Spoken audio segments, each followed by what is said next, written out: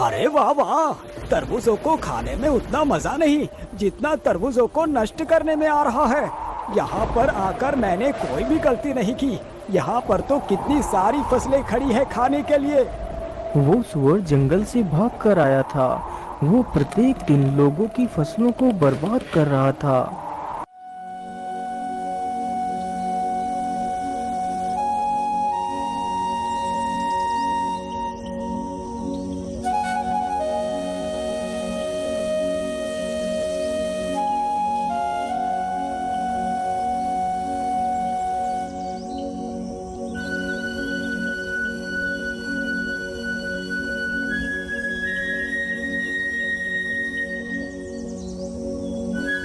हे भगवान, ये क्या हो गया? मेरे खेत के तो सारे तरबूज उस दुष्ट सुअर ने बर्बाद कर दिए। अब मैं क्या करूंगा? अपना पेट कैसे पालूंगा? इन तरबूजों को बेचकर ही मैं अपना घर चला रहा था, परंतु उस दुष्ट ने मेरा सारा खेत बर्बाद कर दिया।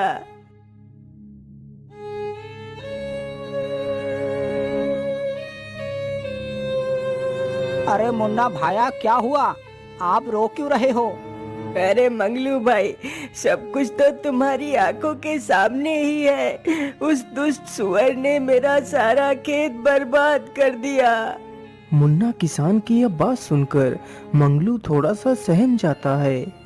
हे भगवान, यदि वो दुष्ट सुअर यहाँ तक आ गया तो कहीं उसने मेरे खेत को भी तो नहीं बर्बाद कर दिया। चलो जल्दी से मैं अपने खेत पर चलकर देखता हूँ। इतना सोचकर मंगलू अपने खेतों की तरफ जाता है तो देखता है उसकी सारी फसल एकदम ठीक है। हे भगवान, तेरा लाख लाख शुक्र है जो मेरा फसल सुरक्षित है। लेकिन इसमें इतना ज्यादा खुशी होने की जरूरत नहीं। यदि कल ही वो सुअर यहाँ आकर मेरा भी खेत नष्ट कर दे तो मैं क्या करूँगा? अरे नहीं नहीं, मैं ऐसा करता हूँ, मैं आज से ही अपनी खेत की रखवाली करता हूँ। मैं आज रात यहीं पर रुकूंगा। रात होते ही मंगलू एक चारपाई पर बैठकर अपने खेत की रखवाली करने लगता है। उधर वह दुष्ट सुअर फिर से भोजन की तलाश में घूमने लगता है।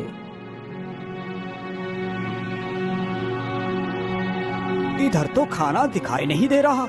मैं ऐसा करता हूँ, उधर को ही चलता हूँ जहाँ कल ढेर सारे तरबूज खाए थे। इतना सोचकर सुअर उधर को ही चल देता है जिधर मुन्ना का खेत था। रास्ते में ही मंगलू का भी खेत पड़ता था जिसमें मंगलू ने खरबूजे बो रखे थे। अरे वाह, इधर से कितनी अच्छी खुशबू आ रही है। चलो इधर को ही चलता हूँ। वैसे भी कल तो मैंने तरबूज खाई ही थी, आज कोई नई चीज का स्वाद लेता हूँ। इतना सोचकर सुअर मंगलू के खेत की तरफ बढ़ता है।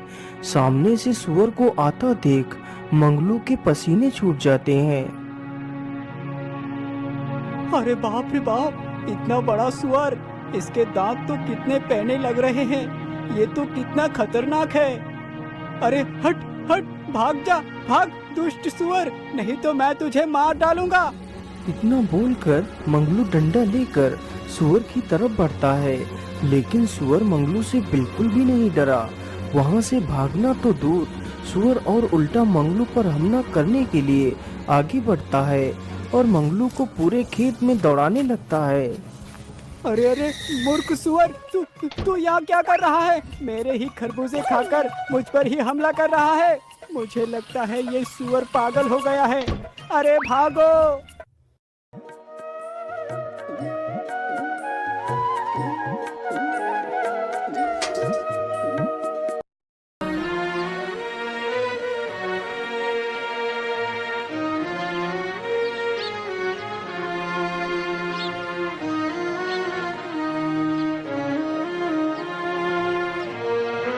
हे भगवान, ये सब क्या हो गया?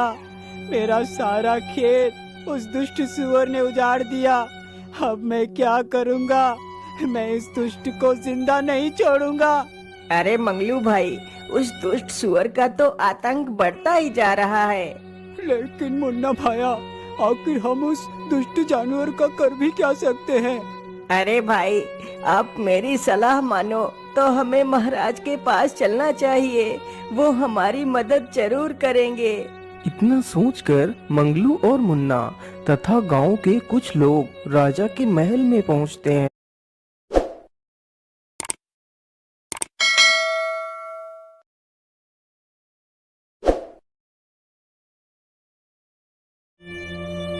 महाराज, हमारी सहायता कीजिए, हमें बचा लीजिए महाराज। अरे आप लोग शांत हो जाइए, बोलिए आप लोगों की क्या तकलीफ है। राजा के पूछने पर गांव के सभी लोग बारी बारी से राजा को उस सुअर के बारे में बताते हैं। आप लोग शांत हो जाइए। मंत्री जी, उस सुअर ने जिस को भी नुकसान किया है उसे 10-10 सोने की मोहरें दे दी जाए और पूरे राज्य में ये घोषणा करवा दो, जो कोई भी उस सुअर को जिंदा या मुर्दा लाकर मुझे देगा तो मैं उसे मुंह मांगा इनाम दूंगा। राजा का आदेश होते ही सैनिक पूरे राज्य में घूम घूम कर घोषणा करने लगते हैं। सुनो सुनो सुनो, हमारे राज्य में एक दुष्ट सुअर घुस आया है। यदि कोई भी इंसान उस सुअर को जिंदा या मुर्दा पकड़कर महाराज के सामने पेश करेगा तो महाराज उसे मुंह मांगा इनाम देंगे। सुअर इतना ज्यादा खतरनाक था कि किसी की भी हिम्मत नहीं हुई कि उसे पकड़ने के लिए जाए और अपनी जान जोखिम में डाले।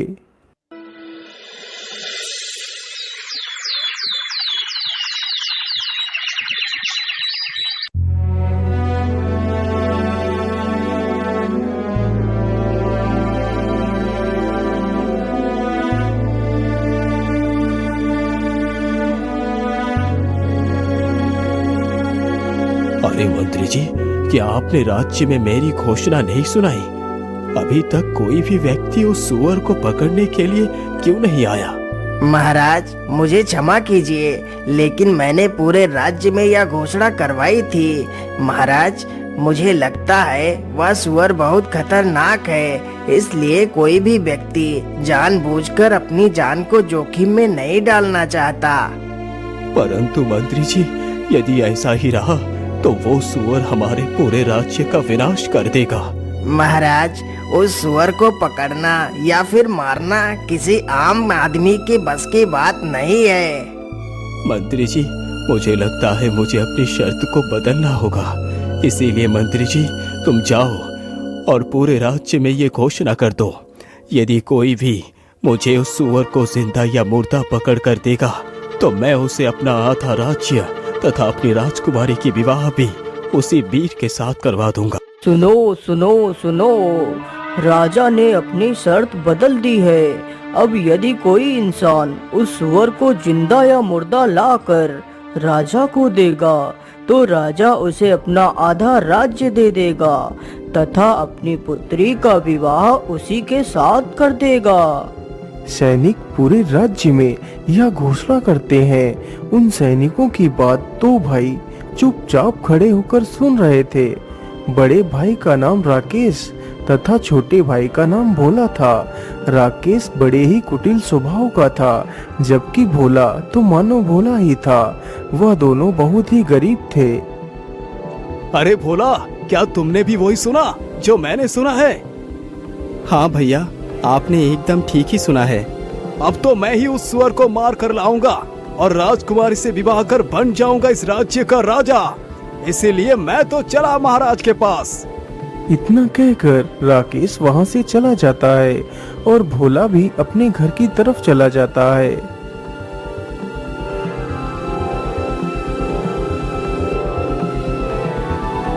महाराज, मैं लाऊंगा उस दुष्ट सुअर को मारकर। राजकुमारी से तो सिर्फ मैं ही विवाह करूंगा। आप विवाह की तैयारी कीजिए महाराज, मैं जल्द ही वापस आऊंगा। इतना बोलकर राकेश जंगलों की तरफ चला जाता है। उधर उसका छोटा भाई भोला अपने बीमार पिता को सारी बात बताता है। पिताजी, इसके अलावा हमारे पास और कोई दूसरा रास्ता नहीं। ऐसे तिल तिल मरने से अच्छा है कि कोई वीरता भरा कार्य करता हुआ मर जाऊं। पुत्र, तुम ऐसा क्यों बोल रहे हो? तुम अपने आप को ही क्यों कोसते रहते हो? पिताजी, और मैं क्या करूं? एक बेटा होने का मैं कोई भी फर्ज नहीं निभा पा रहा।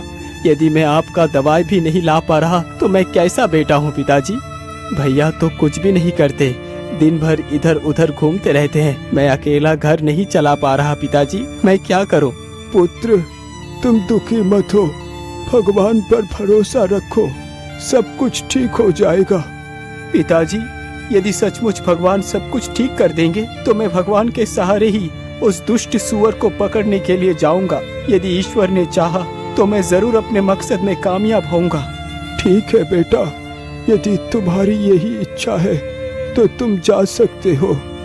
जाओ पुत्र, ईश्वर तुम्हारी सहायता अवश्य करेगा।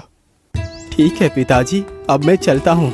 इतना बोलकर भोला महल की तरफ चल पड़ता है और जल्दी ही महल में पहुंच जाता है। महाराज, मुझे आपकी शर्त मंजूर है, मैं लाऊंगा उस सुअर को। मुझे जाने की आज्ञा दी जाए महाराज।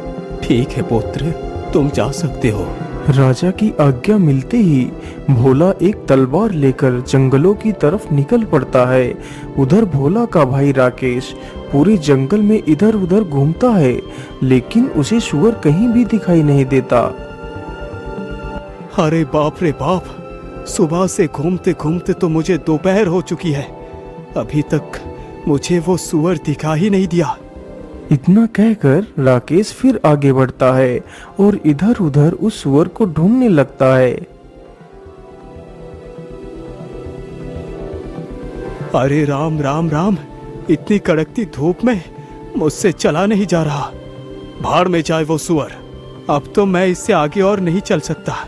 मैं ऐसा करता हूँ, इसी पेड़ के नीचे लेटकर थोड़ा सा आराम कर लेता हूँ। इतना कहकर राकेश उसी पेड़ के नीचे लेटकर सो जाता है। उधर भोला बेचारा कड़कती धूप में ही उस सुअर को ढूंढता है। अरे रुक जाओ बेटा, मेरी बात सुनो। भोला जैसे ही पीछे मुड़कर देखता है तो उसके सामने एक बूढ़ा बौना आदमी खड़ा होता है, जिसके हाथ में एक तलवार होती है। बोलिए बाबा, आप मुझसे क्या कहना चाहते हैं?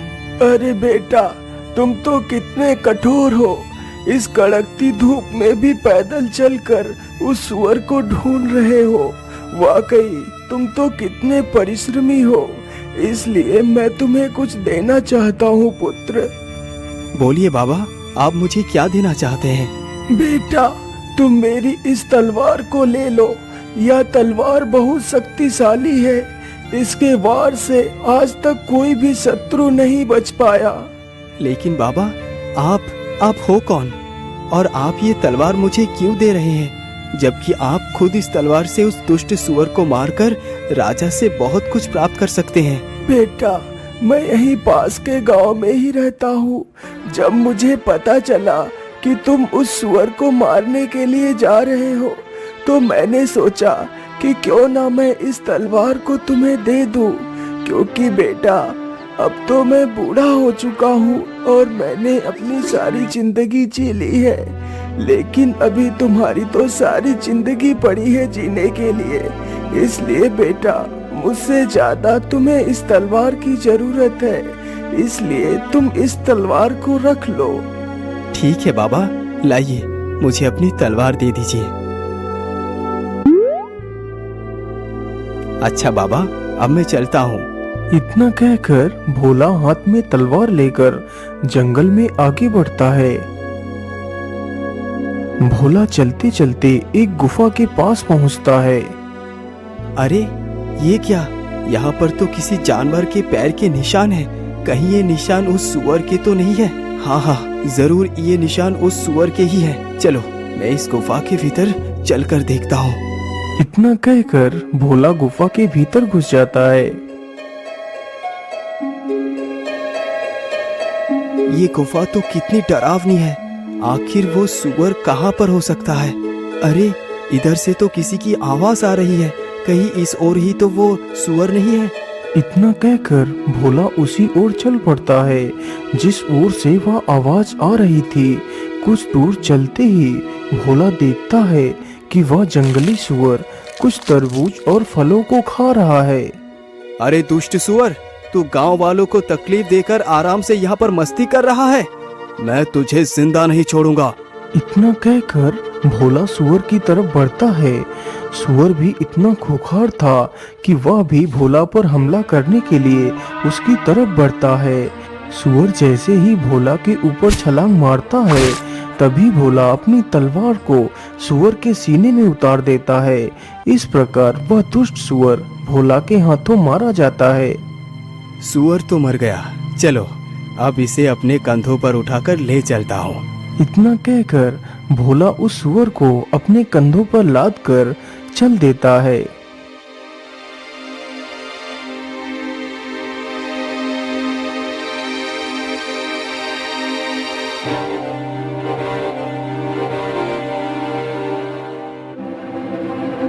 भोला चलते चलते वहीं से गुजरता है जहां पर उसका बड़ा भाई एक पेड़ के नीचे लेटकर सो रहा था।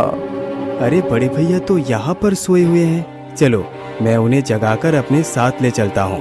कहीं किसी जंगली जानवर ने इन्हें यहाँ पर देख लिया तो उन्हें नुकसान भी पहुँचा सकते हैं। अरे भैया उठिए और देखिए, मैं उस सुअर को मार कर ले आया हूँ। भोला के इतना बोलते ही राकेश की आंखें खुल जाती हैं। भोला के कंधों पर उस सुअर की लाश को देखकर राकेश की तो आंखें फटी की फटी रह जाती हैं। अरे भोला, तुमने अकेले ही इस सुअर को मार दिया, तुम तो कितने वीर हो। भैया ये सारा कमाल इस तलवार का है। लेकिन भोला, सारा कमाल इस तलवार का है, वो कैसे? मैं कुछ समझा नहीं। फिर भोला सारी कहानी अपने बड़े भाई को सुनाता है। ओ अच्छा, तो कमाल इस तलवार का है। मुझे कुछ भी करके इस सुअर को हथियाना होगा। यदि ये सुअर को लेकर राजा के पास पहुंच गया तो राजा का आधा राज्य तथा राजकुमारी इसकी हो जाएगी। अरे नहीं नहीं, मेरे जीते जी मैं ये कभी नहीं होने दूंगा। क्या हुआ भैया, आप कहाँ खो गए? अरे नहीं नहीं नहीं भाई, मैं ये सोच रहा था कि तुम इस सुअर का शिकार करके काफी ज्यादा थक गए होंगे। तुम ऐसा करो, इसी पेड़ के नीचे लेटकर थोड़ा सा आराम करो। मैं अभी तुम्हारे लिए कुछ फल लेकर आता हूँ, तुम थोड़ा सा कुछ खा लो, फिर हम घर चलेंगे।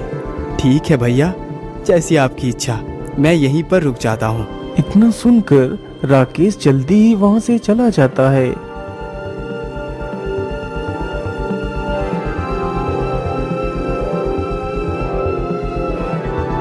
राकेश चलते चलते एक आम के पेड़ के पास पहुंचता है।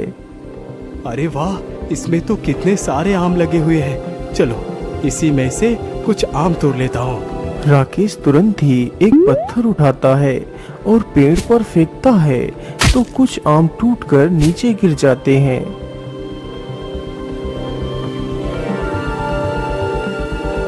मैं ऐसा करता हूँ, इन आमों के ऊपर इन जहरीले पत्तियों का रस लगा देता हूँ। भोला जैसे ही आम खाएगा तो उसका काम तमाम हो जाएगा।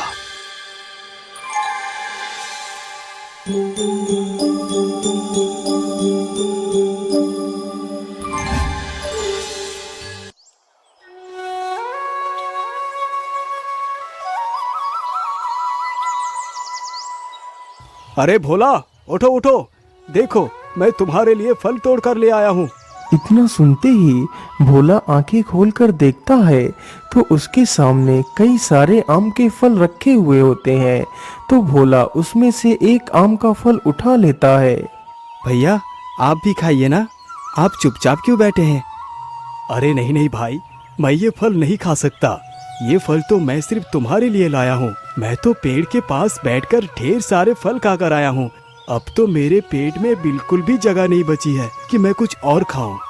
अच्छा ठीक है भैया, मैं कुछ फल खा लेता हूँ और कुछ फल पिताजी के लिए भी ले चलता हूँ। भोला तुरंत ही आम के फलों को खाने लगता है। भोला ने अभी मुश्किल से एक ही आम का फल खा पाया था। अरे भैया, ये कैसा आम था? इसे खाकर तो मुझे चक्कर से आने लगे हैं।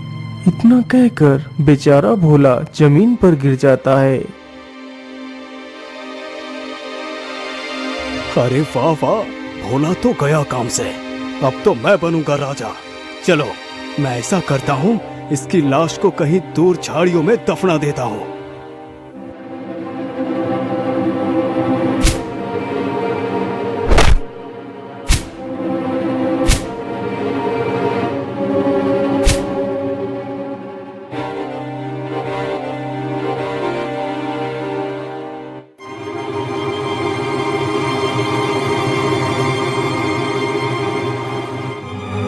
हाँ हाँ, अब तो गड्ढा लगभग खुद के तैयार हो चुका है। चलो अब भोला को इसी गड्ढे में दफना देता हूँ। राकेश तुरंत ही भोला का एक हाथ पकड़कर उसे खींचता हुआ गड्ढे के पास ले जाता है और उसे गड्ढे में गिरा देता है। फिर उसके ऊपर मिट्टी डालने लगता है। कुछ देर में ही राकेश ने भोला को मिट्टी से ढक दिया। राकेश जल्दी ही उस मृत सुअर को अपने कंधे पर रखता है और महल की तरफ चल देता है। राकेश चलते चलते जल्दी ही महल में पहुंच जाता है। राजा राकेश के कंधे पर लदे उस सुअर को देखकर आश्चर्य में पड़ जाता है। आखिर इसके जैसा मूर्ख और घमंडी इंसान मेरा दामाद बनेगा। यदि मैंने अपना राज्य इसके हाथों में सौंप दिया तो मेरे सारे राज्य का विनाश ये खुद ही कर देगा। अब क्या करूं? मैं अपने वचन से पीछे भी नहीं हट सकता। क्या हुआ महाराज, आप किस चिंता में डूब गए? आपने अभी भी विवाह की तैयारी नहीं की? अरे बेटा, मैं तुम्हारा विवाह अपनी पुत्री से अवश्य कराऊंगा, लेकिन अभी नहीं। पंडित जी ने बताया है अभी 7 दिनों तक मुहूर्त अच्छा नहीं है, इसीलिए हम तुम्हारा विवाह और अपना आधा राज्य इन 7 दिनों के बाद ही देंगे। ठीक है महाराज, मुझे इससे कोई भी आपत्ति नहीं। मैं 8वें दिन ही दूल्हा बनकर अपनी राजकुमारी तथा अपने आधे राज्य को लेने आऊंगा। इतना बोलकर राकेश वहां से वापस चला जाता है। बेटा राकेश, तुम्हारा भाई भोला अभी भी लौटकर क्यों नहीं आया? वो भी तो सुअर का शिकार करने के लिए गया था। अरे पिताजी, आप मेरा दिमाग क्यों खा रहे हैं?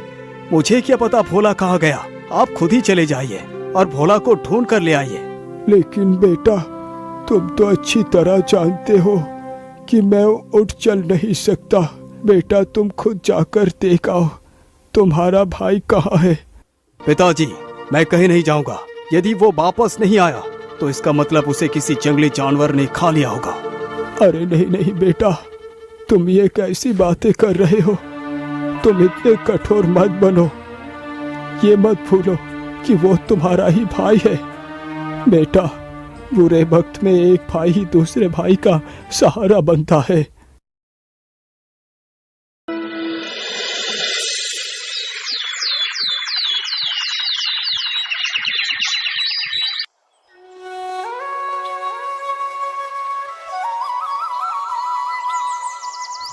महाराज, 7 दिन तो गुजर गए।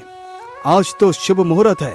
आप जल्दी से मेरा विवाह राजकुमारी से कर मुझे अपनी आधा संपत्ति दे दीजिए। हे भगवान, क्या मेरी पुत्री का भाग्य इसी दुष्ट के भाग्य से जोड़ दिया है? यदि ऐसी बात है प्रभु, तो मैं खुशी खुशी अपनी पुत्री का विवाह इसी के साथ करने के लिए तैयार हूँ। ठीक है, जरा बैठो। मैं अपने पूरे राज्य में अपनी बेटी के विवाह की घोषणा करवा दूं। मंत्री जी, जाइए और राजकुमारी के विवाह की घोषणा करवा दीजिए और कह दीजिए कि सभी लोग जल्दी से जल्दी राजकुमारी के विवाह में शामिल हो। सुनो सुनो सुनो, राजा की पुत्री का आज विवाह है, इसलिए सभी लोग राजा के महल में जल्दी से जल्दी पहुंच जाइए।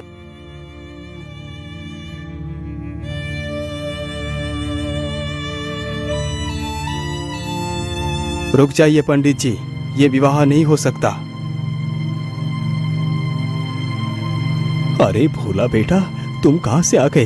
तुम तो मर गए थे। नहीं महाराज, मैं मरा नहीं, लेकिन मुझे मारने की पूरी कोशिश की गई थी। लेकिन भोला, तुम्हें किसने मारने की कोशिश की? बताओ मुझे। महाराज, मुझे मारने वाला कोई और नहीं बल्कि मेरे बड़े भैया ही है। लेकिन भोला, तुम इतने दिनों से थे कहाँ? फिर भोला अपनी सारी कहानी वहां पर खड़े सभी लोगों को सुनाने लगता है।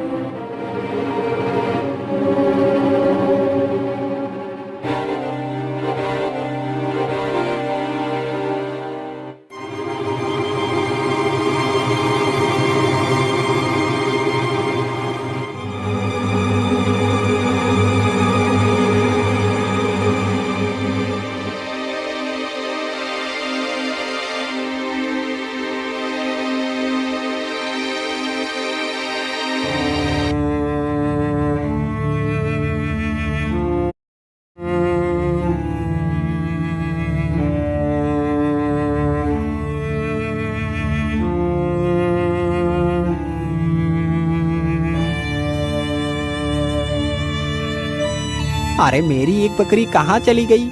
अभी तो मेरी दोनों बकरियां यहाँ पर घास खा रही थी, लेकिन अचानक से कहाँ चली गई? तभी चरवाहे की नजर अपनी बकरी के ऊपर पड़ती है, जो बकरी उसी स्थान पर घास खा रही थी जहाँ कुछ देर पहले राकेश ने अपने भाई भोला को दफनाया था। अरे मेरी बकरी तो वहाँ पर है, चलो उसे वहाँ से इधर को ले आता हूँ।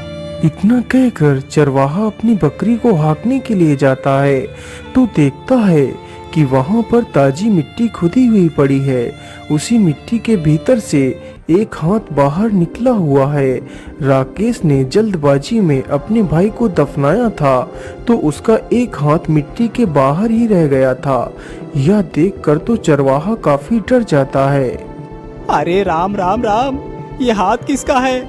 चरवाहा जल्दी से उस हाथ को पकड़कर देखता है। अरे ये इंसान तो जिंदा है, इसकी तो सांसें चल रही है। चलो मैं जल्दी से इसे बाहर निकाल लेता हूँ। चरवाहा बिना देर किए हुए जल्दी जल्दी से मिट्टी को हटाने लगता है और भोला को बाहर निकाल लेता है।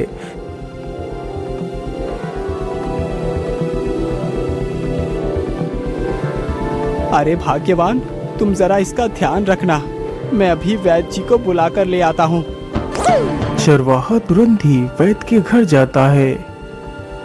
वैद्य जी जल्दी से हमारे साथ चलिए, मुझे एक युवक बेहोशी के हालत में मिला है, आप जल्दी से चलकर उसे देख लीजिए।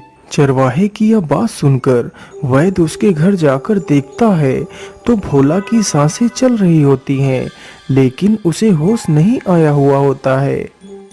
अरे भाई, मैं तुम्हें एक औषधि देता हूँ, तुम उस औषधि को पीसकर रोज इसके तलवों पर मलना। यदि ईश्वर ने चाहा तो यह युवक जल्दी ही ठीक हो जाएगा।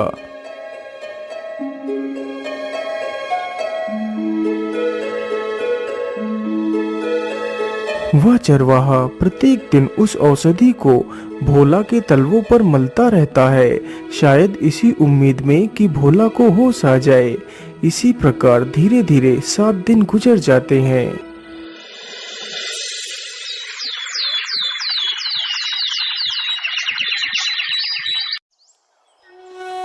अरे भाग्यवान, तुम कहाँ हो? तुम कहाँ हो भाग्यवान? अरे क्या हुआ? आप इतना हाँफ क्यों रहे हैं? बताइए क्या बात है? अरे भाग्यवान, आज राजा की पुत्री का विवाह है और जिसके साथ राजकुमारी का विवाह होने जा रहा है उसका नाम राकेश है। तुम जल्दी से तैयार हो जाओ, हमें अभी निकलना है। उन दोनों पति पत्नी की यह बातें जब भोला के कानों में पड़ती हैं तो उसे होश आ जाता है। अरे भाग्यवान, देखो इसे होश आ गया, हमारे मेहनत रंग लाई। भाग्यवान, तुम कौन हो युवक, और तुम्हारा क्या नाम है? फिर भोला अपनी सारी दास्तान उस चरवाहे को सुनाता है। तो इसका मतलब धन के लालच में आकर तुम्हारे भाई ने ही तुम्हें मारने की कोशिश की। अरे भाग्यवान, तुम सुनती हो, आज तक मैं यही कहता रहा कि काश मेरा भी कोई भाई होता, लेकिन भाग्यवान, क्या भाई ऐसे होते हैं जो जरा से पैसे के लालच में अपने ही भाई का गला घोट देते हैं? यदि भाई ऐसे होते हैं तो ठीक है भाग्यवान कि मेरा कोई भाई नहीं है, मैं तो बिना भाई के ही ठीक हूँ। शांत हो जाओ पुत्र, तुम्हारे दुष्ट भाई को इसकी सजा जरूर मिलेगी और राजकुमारी के साथ तुम्हारा ही विवाह होगा और तुम ही बनोगे इस राज्य के राजा। सिपाही, इस दुष्ट को लेकर जाओ और फांसी पर चढ़ा दो। भैया, मुझे माफ कर दो, मैं धन के लालच में आकर ये भूल चुका था कि तुम मेरे ही भाई हो। मैंने तुम्हें मारने के लिए कोई कसर नहीं छोड़ी।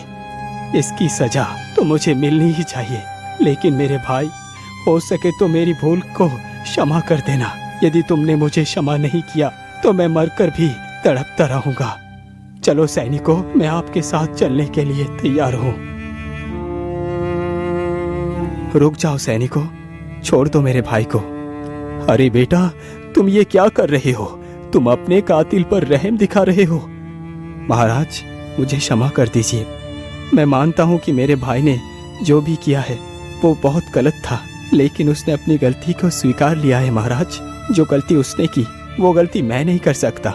अपने आंखों के सामने ही अपने भाई को मरता हुआ भला कौन देख पाएगा। यदि मेरे साथ मेरे भाई ही नहीं रहा तो ये राज्य पाठ धन संपत्ति किस काम की। इसीलिए महाराज मैं आपसे विनती करता हूँ कि आप मेरे भाई को क्षमा कर दीजिए, उसे बख्श दीजिए महाराज। भोला तुम महान हो भोला। तुम मेरे आधे राज्य नहीं बल्कि तुम्हें पूरे संसार का राजा बना दिया जाए तो वो भी गलत नहीं होगा। तुम एक राजा बनने के योग्य हो, इसीलिए तुम्हें आज से ही अपने राज्य का राजा घोषित करता हूँ। फिर बड़े धूमधाम से भोला का विवाह राजकुमारी के साथ कर दिया जाता है और भोला को ही उस राज्य का राजा बना दिया जाता है।